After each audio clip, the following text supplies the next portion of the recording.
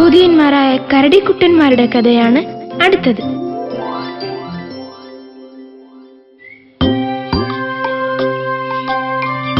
പാറക്കെട്ടിലെ 2 ഗുഹകളിലായിരുന്നു കൂട്ടുകാരായ 2 കരടിക്കുട്ടന്മാർ താമസിച്ചിരുന്നത്. അടുത്തുള്ള പുഴയിലെ മീനുകളായിരുന്നു അവരുടെ പ്രധാന ആഹാരം.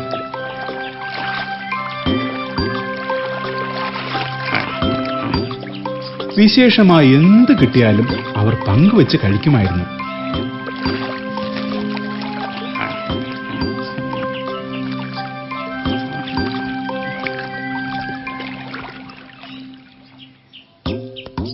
അങ്ങനെ ഒരു ദിവസം കുഞ്ഞൻ കരടി അടുത്തുള്ള കാട്ടിലേക്ക് ചുറ്റിക്കറങ്ങാൻ ഇറങ്ങി.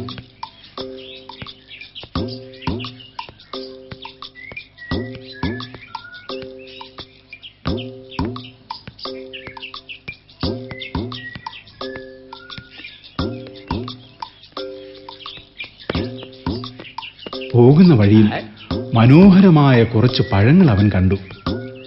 കൊതിയോടെ അതിലൊരെണ്ണം അവൻ പറിച്ചു തിന്നു. അത്രയും രുചികരമായ പഴം അതിനു മുമ്പ് അവൻ കഴിച്ചിട്ടേയില്ല. പിന്നീട് ബാക്കിയുള്ള പഴങ്ങളും പറിച്ച് തന്റെ ഗുഹയിലേക്ക് യാത്രയായി.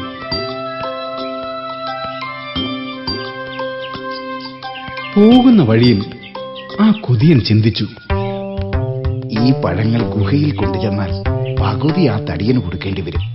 അതുകൊണ്ട് ഈ പഴങ്ങൾ എവിടെയെങ്കിലും ഒളിപ്പിച്ചു വെക്കാം. രാത്രി അവൻ ഉറങ്ങിയതിനു ശേഷം വന്ന് പഴങ്ങൾ തിന്നാം. അങ്ങനെ പഴങ്ങൾ ഒളിപ്പിച്ച ശേഷം അവൻ ഗുഹയിലേക്ക് നടന്നു.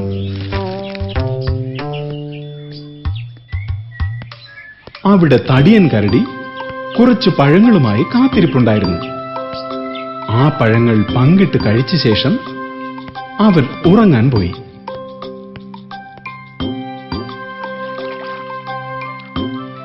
നേരം പാതിരാത്രിയായി. കുഞ്ഞൻ കരടി ഗുഹയ്ക്ക് പുറത്തിറങ്ങി. ശബ്ദമുണ്ടാക്കാതെ അവൻ പഴങ്ങൾ ലക്ഷ്യമാക്കി നടന്നു. കൊതിയോടെ പാറയിടുക്കിലേക്ക് നോക്കിയ അവൻ കണ്ടത് താൻ കൊണ്ടുവച്ച പഴങ്ങൾ തിന്നുന്ന കുരങ്ങന്മാരെയാണ്.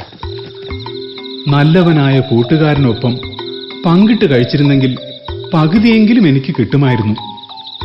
തന്റെ അത്യാഗ്രഹവും സ്വാർത്ഥതയുമാണ് ഇതിന് കാരണമെന്ന് അവന് മനസ്സിലായി. അങ്ങനെ അവൻ നിരാശയോടെ തന്റെ ഗുഹയിലേക്ക് മടങ്ങി.